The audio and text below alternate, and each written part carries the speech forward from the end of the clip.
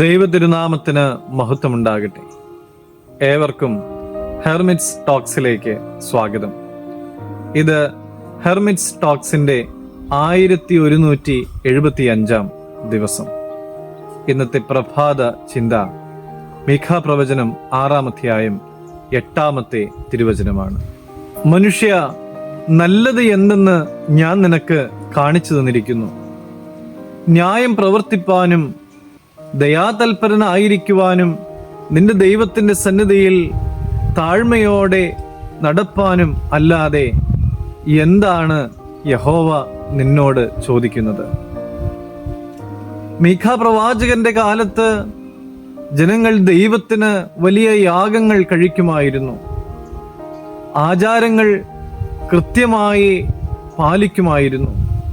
പക്ഷേ അവരുടെ ജീവിതത്തിൽ നീതിയും കരുണയും ഇല്ലായിരുന്നു. ആ സമയത്താണ് പ്രവാചകൻ ഈ വലിയ സത്യം അവരോട് വിളിച്ചു പറയുന്നത്. ദൈവത്തിന് വലിയ യാഗങ്ങളൊന്നും വേണ്ട.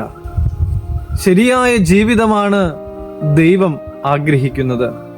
പ്രിയമുള്ളവരെ, ഈ നോമ്പിൽ നമ്മൾ എല്ലാവരും എങ്ങനെയാണ്? ചിട്ടയായി നോമ്പ് നോക്കി പ്രാർത്ഥിക്കുന്നതിനോടൊപ്പം താഴ്മയോടെ നടപ്പാനും ദയാതൽപരനായിരിക്കുവാനും നീതി പ്രവർത്തിക്കുവാനുമൊക്കെ നമുക്ക് സാധിക്കുന്നുണ്ടോ? ഒരിക്കൽ ഒരു മനുഷ്യനെ കുറിച്ച് ഇങ്ങനെ വായിച്ചു. അയാൾ നിത്യവും ദേവാലയത്തിൽ പോകുമായിരുന്നു, എന്നും പ്രാർത്ഥിക്കുമായിരുന്നു. പക്ഷേ അദ്ദേഹത്തിനൊരു കുഴപ്പമുണ്ട്. മറ്റുള്ളവരോട് മര്യാദയ്ക്ക് പെരുമാറുവാനായിട്ട് അറിയില്ല. എല്ലാവരോടും വളരെ കടുപ്പമായിട്ടാണ് സംസാരിച്ചിരുന്നത്. അങ്ങനെ ഇരിക്കുമ്പോൾ ഒരു വയോധികൻ അയാളോട് പറഞ്ഞു, ദൈവം നിന്റെ പ്രാർത്ഥന കേൾക്കുന്നുണ്ട്, പക്ഷേ ദൈവം നിന്റെ ജീവിതം ശ്രദ്ധിക്കുന്നുമുണ്ട്.